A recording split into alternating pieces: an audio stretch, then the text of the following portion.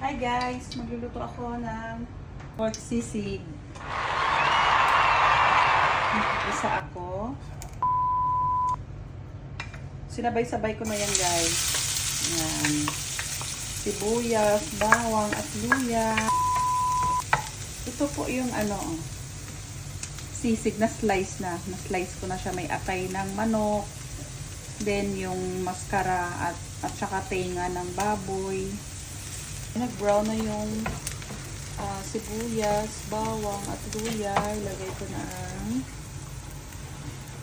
karne. Naglagay na rin ako ng paminta. Yan.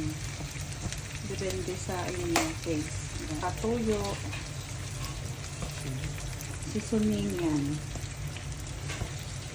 Seasoning sauce. Yan. Lemon.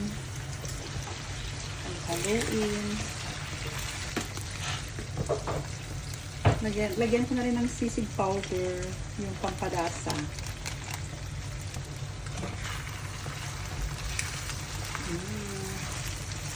Halu-haluin lang guys.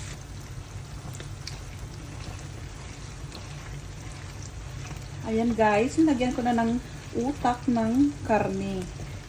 Beef brain. Nilagay ko po yon.